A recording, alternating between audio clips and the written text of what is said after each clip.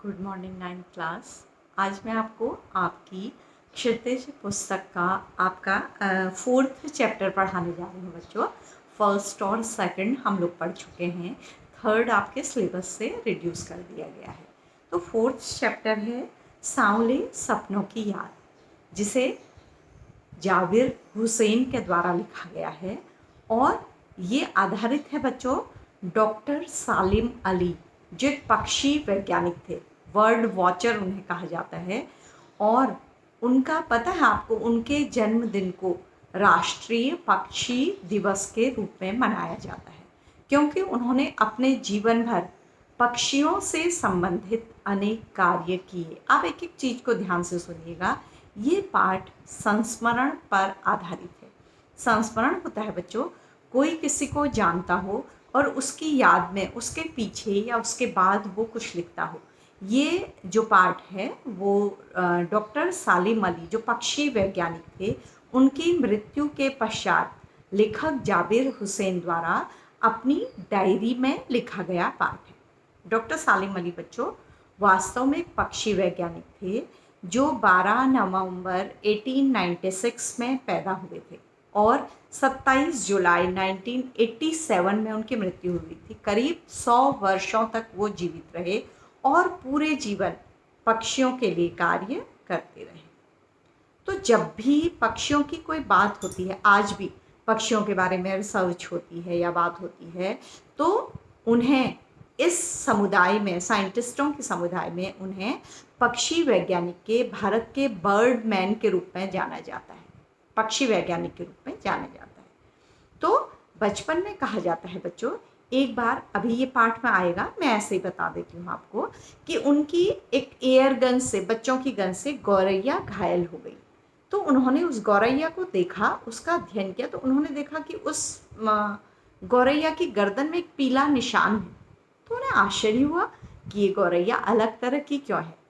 तो कहते हैं, तो वो गौरैया थोड़ा सा अलग थी, तो वो अपने चाचा अमीरुद्दीन के पास उस गौरैया को लेके गए कि ये अलग क्यों है। तो चाचा इतने अवेयर नहीं थे। और एक मजे की बात बच्चों, जो सालिम अली थे वो पहले शिकारी बनना चाहते थे, तो पक्षियों का शिकार कर रहे थे। तो उनकी एयर गन से गौरैया घायल होकर गिर गई। तो उन्होंने उसको देखा, मैंने आपको बताया, उसके गर्दन पर पीला निशान था। वो चाचा से पूछने गए, तो चाचा उनकी समस्या को हल तो नहीं कर पाए, पर सालिम अली जानना चाहते थे। तो उनके चाचा ने क्या किया कि मुंबई में उनका एक दोस्त था, नेचुरल हिस्ट्री सोसाइटी के सचिव WS मेलार्ड, उनसे मिला दिया उन्होंने। तो उन्होंने तो उनकी दुनिया ही बदल दी, उनको पक्षियों के बारे में बहुत कुछ बता दिया। तो उन्होंने बताया कि जिस गौरैया को आपने मारा है वो एक सोनकंठी गौरैया है, इसका आपके पाठ से कोई ताल्लुक नहीं है, लेकिन इन चीज़ों को पढ़कर आपको ये पाठ और क्लियर होगा बेटा। तो वो बहुत प्रभावित हुए और उन्होंने पक्षियों के अध्ययन को ही अपने जीवन का उद्देश्य बना लिया। तो फिर वो एक पक्षी वैज्ञानिक के रूप में बहुत प्रसिद्ध हुए। परिंदों के बारे में, वो कैसे उड़ते हैं, उन्हें कैसे पकड़ा जाता है बिना घायल किए, बिना बेहोश किए, उन्हें कैसे बिना नुकसान किए, उन्हें कैसे, उनके बारे में डेक्कन विधि से अध्ययन किया जाता है। पक्षियों के गॉन्ग एंड फायर, जो प्रसिद्ध विधि है पक्षियों को पकड़ने की, जिसमें उनको नुकसान न पहुँचे, तो उन्होंने प्रयोग किया, जिसको आज भी प्रयोग किया जाता है। तो बच्चों, भरतपुर का केवलादेव नेशनल पार्क सालिम अली के प्रयासों का ही नतीजा है। भरतपुर आगरा के पास एक पक्षी विहार है बच्चों, तो वो इनके ही प्रयत्नों से बन पाया। तो उन्हें सरकार की ओर से 1958 में पद्म विभूषण जैसे सम्मानों से भी, पद्म भूषण और पद्म विभूषण, 2 सम्मानों से भी उन्हें नवाजा गया। मतलब आप जिनके बारे में पढ़ने जा रहे हैं वो एक प्रसिद्ध हस्ती है। इतना सुनने के बाद आपको ये पाठ और अच्छा लगेगा। तो इस तरह से बच्चों, मैं पाठ पढ़ाने जा रही हूँ, आपको बहुत चीज़ें पहले ही आ चुकी होंगी जो पाठ में अब आएंगी। ठीक है, तो मैं पढ़ रही हूँ। पहले इसके जो लेखक हैं उनके बारे में आप पढ़ लीजिएगा अपने आप। ठीक है, तो सुनहरे परिंदों के खूबसूरत पंखों पर सवार सांवले सपनों का हुजूम मौत की खामोशवादी की तरफ अग्रसर है। मैंने आपको बताया था ये पाठ सालिम अली की मृत्यु के बाद लिखा गया है। तो मृत्यु से ही जो उनकी शव यात्रा हो रही है उसमें जो सन्नाटा है उसका वर्णन ही लेखक ने पहली पंक्ति में किया है बच्चों। सुनहरे परिंदों के खूबसूरत पंखों पर सवार, मतलब जो जीवन भर सुनहरे परिंदों का अध्ययन करता रहा, ऐसा लग रहा है लेखक को कि उन परिंदों के पंखों पर ही ये शव यात्रा सवार है। हुजूम मौत की खामोशवादी की तरफ अग्रसर है। तो लोग उनको अपने कंधों पर सवार होकर मौत की खामोशी की ओर ले जा रहे हैं, दफनाने ले जा रहे हैं। कोई रोक टोक सके कहाँ संभव है। अब उनका जाना कोई रोक नहीं सकता। इस अंतिम यात्रा में किसी के जाने पर कोई रोक नहीं है। बच्चों आपको मैंने पहले ही बताया है कि अब आपको एक एक शब्द पर फोकस करना है, वो आना चाहिए आपको, ठीक है। इस हुजूम के आगे आगे चल रहे हैं सालिम अली। हुजूम मतलब भीड़। इस हुजूम में सबसे आगे सालिम अली है, मतलब कंधों पर सवार हैं तो सबसे आगे हैं वो। अपने कंधों पर सैलानियों की तरह अपने अंतहीन सफर का बोझ उठाए। तो आज वैसे तो उनके कंधों पर उनके सपनों का बोझ रहता था। उनके सपने क्या थे? परिंदों के बारे में अध्ययन। लेकिन आज भी वो व्यक्ति लग रहा है मृत्यु के बाद भी अपने कंधों पर उसी सपनों के बोझ को उठाकर चल रहा है। लेकिन यह सफर पिछले तमाम सफरों से भिन्न है। वे हमेशा पक्षियों के हित का बोझ अपने कंधों पर उठाकर चल रहे हैं, जिम्मेदारी उठाकर चले हैं। तो लग रहा है आज भी वो उठाकर चल रहे हैं। लेकिन लेखक को ये सफर कैसा लग रहा है आज? अंतिम। क्योंकि मृत्यु के पश्चात फिर कोई सफर बचता नहीं है। क्यों अंतिम लग रहा है ये देखिएगा, क्योंकि मृत्यु के बाद फिर जीवन में कुछ भी शेष नहीं रह जाता है। तमाम सफरों से भिन्न है। क्यों भिन्न है? क्योंकि और दिनों वो पक्षियों के अध्ययन के लिए सफर करते थे, आज वो कहाँ सफर कर रहे हैं? मृत्यु की गोद। भीड़ भाड़ की जिंदगी और तनाव के माहौल से सालिम अली का यह आखिरी पलायन है। आखिरी पलायन मतलब वो दूर जा रहे हैं, भाग रहे हैं दुनिया की भीड़ भाड़ से। अब तो वे उस वन पक्षी की तरह प्रकृति में विलीन हो रहे हैं जो जिंदगी का आखिरी गीत गाने के बाद मौत की गोद में जा बसा। तो उन्होंने सालिम अली की तुलना उस वन पक्षी से की है, वन में जंगल में रहने वाले पक्षी से की है, जो अपना अंतिम गीत गा लेता है, मतलब अपना अंतिम कार्य पूरा कर लेता है और फिर अंतिम सफर में लीन हो जाता है, मतलब उसकी मृत्यु हो जाती है। क्योंकि ऐसा क्यों कहा गया है बच्चों? क्योंकि उन्होंने भी अंतिम सांसों तक अपना काम किया। कहते हैं बच्चों 100 वर्षों तक जिए वे वो। अंत में उनको कैंसर की बीमारी हो गई, लेकिन कैंसर भी उनकी आंखों को नहीं छीन पाई और तब तक भी वो पक्षियों के अध्ययन का कार्य करते रहे। ठीक है, तो इसीलिए कहा गया है। अपने जिस्म की हरारत और दिल की धड़कन देकर भी उसे लौटाना चाहे तो वह पक्षी अपने सपनों के गीत दोबारा कैसे गा सकेगा?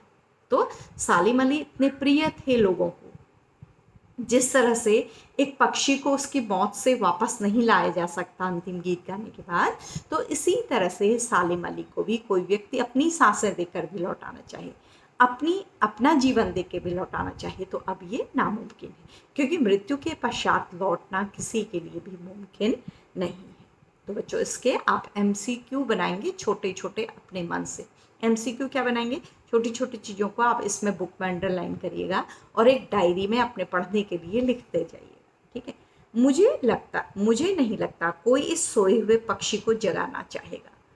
तो लेखक कहते हैं कि वो अपनी भरपूर जीवन जी लिए हैं, तो अब कोई नहीं चाहेगा। वो चाहेंगे कि इतनी पीड़ा के बाद, इतने दर्द के बाद सालिम अली मृत्यु की गोद में आराम करें। कोई उन्हें जगाना भी नहीं चाहेगा, क्योंकि वो बहुत काम कर चुके हैं।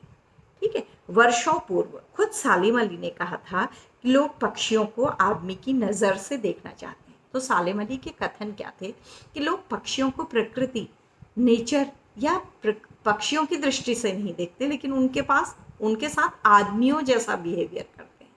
ठीक है, पर उनकी भूल है। ठीक उसी तरह जैसे जंगलों, पहाड़ों और झरनों, आबशारों को वो प्रकृति की नज़र से नहीं, आदमी की नज़र से देखने को सकते हैं। तो मनुष्य क्या करता है?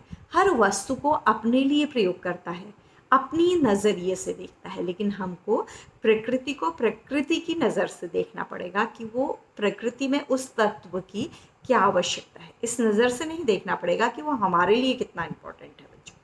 ठीक है, भला कोई आदमी अपने कानों से पक्षियों की आवाज़ का मधुर संगीत सुनकर अपने भीतर रोमांच का सोता फूटता महसूस कर सकता है। भला कोई आदमी कानों से पक्षियों की मधुर आवाज़ सुनकर, वो क्वेश्चन कर रहे हैं कि हम उनकी आवाज़ सुनकर अब उस मधुरता का अपने अंदर क्या संचार कर सकते हैं। हाँ, हमें वो संचार करना चाहिए, लेकिन उन्हें अपने नज़रिए से देखकर उन्हें छेड़ना या उन्हें इस्तेमाल नहीं करना चाहिए। एहसास की ऐसी ही एक उबड़ खाबड़ ज़मीन पर जन्मे मिथक का नाम है सालिम अली।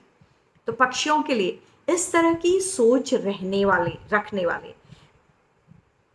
उबड़ खाबड़ ज़मीन पर, उबड़ खाबड़ इसलिए कहा है बच्चों कि जो भी मनुष्य कोई नया काम करता है तो उसे एक सीधा प्लेन रास्ता नहीं मिलता, उसे उबड़ खाबड़ ज़िंदगी का सामना करना पड़ता है। तो ऐसे रास्तों पर चलने वाले मिथक थे सालिम अली। मिथक का तात्पर्य होता है ऐसी वस्तु जिस पर यकीन करना मुश्किल होता है, मतलब उसे सच तो माना जाता है लेकिन उस सच पर यकीन करना मुश्किल होता है।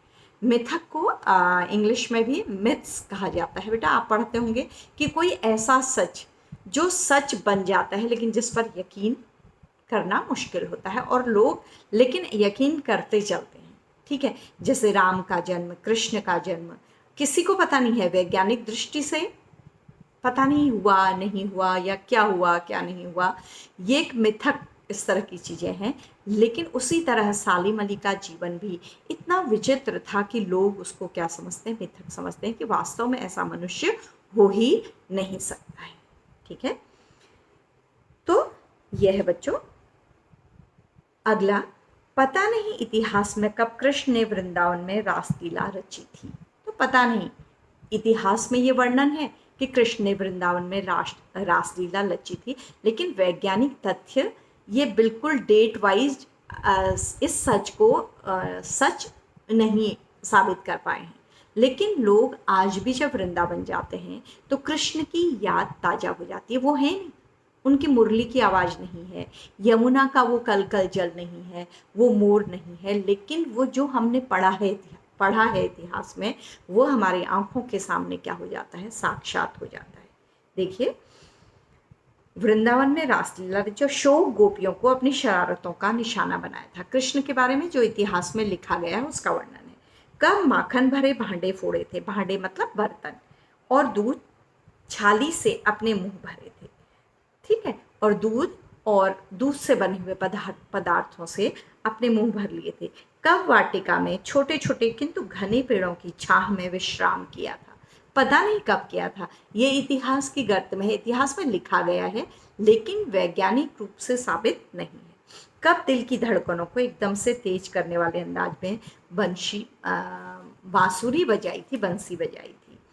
और पता नहीं कब वृंदावन की पूरी दुनिया संगीतमय हो गई थी। और इतिहास में ही ये वर्णन आता है कि वृंदावन हर समय कृष्ण के संगीत से गूंजा करता था। पता नहीं यह कब हुआ था, लेकिन कोई आज भी वृंदावन जाए तो नदी का सांवला पानी उसे पूरे घटनाक्रम की याद दिला देगा। लेकिन आज भी यदि हम वृंदावन जाएं तो वो वैज्ञानिक रूप से सच हो या नहीं हो, इतिहास में जो पढ़ा वो हमारी आंखों के सामने क्या हो जाता है, सच हो जाता है बच्चों।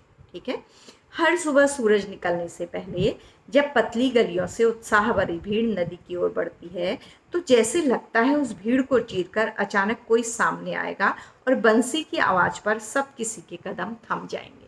मतलब आज भी वृंदावन में लोग मूवमेंट करते हैं या चलते हैं तो उन्हें लगता है कि कृष्ण उनके सामने क्या हो जाएंगे, साकार हो जाएंगे, क्योंकि वृंदावन में उनके बारे में इतना वर्णन किया गया है, लोगों ने उनके बारे में इतना जाना है।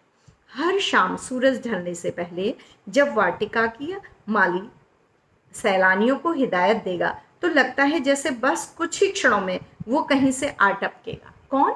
श्याम कृष्ण। जब कोई टूरिस्ट गाइड सैलानियों को आपको जानते हैं मथुरा और वृंदावन में विदेशी सैलानी भी आते हैं तो उनको उनके बारे में बताता है तो लगता है कि अभी कृष्ण वहाँ पर क्या हो जाएंगे, प्रकट हो जाएंगे। इतना यकीन आने लगता है उन बातों पर। जादू वाटिका से पूरे माहौल पर छा जाएगा।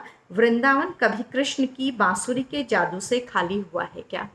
तो वृंदावन, अगर वृंदावन का नाम आता है तो कृष्ण का नाम उनकी बांसुरी का नाम, गोपियों का नाम, मक्खन और दही का नाम, दूध का नाम पहले ही आ जाता है बच्चों। तो वो चीज़ें उनके साथ जुड़ी हुई हैं। ये क्यों बताया है उन्होंने? क्योंकि जैसे सालिम अली के साथ किसका नाम जुड़ा हुआ है? पक्षी वैज्ञानिक का, पक्षियों से संबंधित अध्ययन का नाम जुड़ा हुआ है।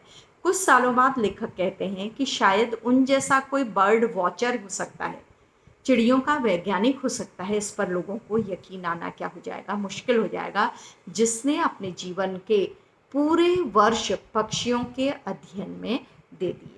ठीक है, मिथकों की दुनिया में इस सवाल का जवाब तलाश करने से पहले एक नज़र कमज़ोर काया वाले उस व्यक्ति पर डाली जाए। मैं बता रही हूँ मिथक क्या होता है, जिसका समाज में इतिहास के आधार पर, कहानियों के आधार पर, किंवदंतियों के आधार पर वर्णन होता है, लेकिन उसका वैज्ञानिक सच साबित नहीं होता है। तो लेखक को ऐसे ही मिथक कौन लगते हैं? सालिम अली भी लगते हैं कि उनकी जीवन की बातें सुनो तो उनके बारे में यकीन नहीं होता है। ठीक है, जिसे हम सालिम अली के नाम से जानते हैं। तो जैसे कृष्ण थे, जैसे इस तरह के प्रसिद्ध व्यक्ति थे, लेखक क्यों कंपैरिजन कर रहे हैं? क्योंकि पक्षियों की दुनिया में उतने ही प्रसिद्ध कौन हैं? सालिम अली भी हैं।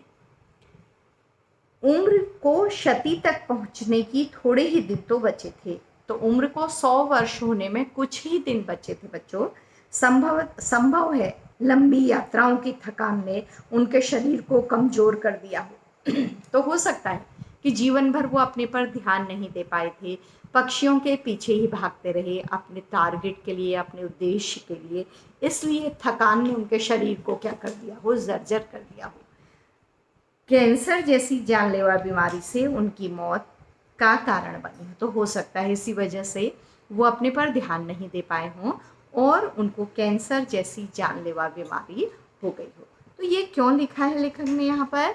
क्योंकि जो सालिम अली थे उनकी मृत्यु कैंसर की बीमारी से हुई।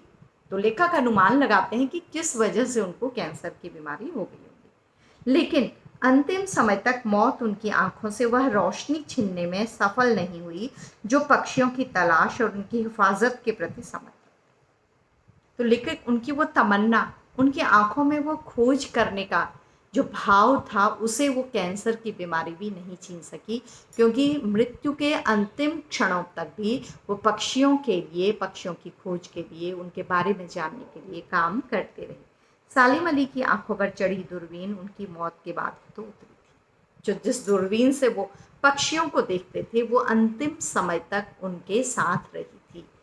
इस पैराग्राफ के एक एक शब्द आपके लिए इम्पोर्टेंट है बच्चों। तो मैं इतना ही पढ़ा रही हूँ, आप एक बार इसको और पढ़िएगा और ध्यान दीजिएगा। अगर कुछ समझ में ना आया हो तो हम इसको बाद में भी क्लियर कर सकते हैं बच्चों, साफ कर सकते हैं। तो thank you class, thank you बच्चों। ध्यान दीजिएगा छोटी छोटी बातों पर।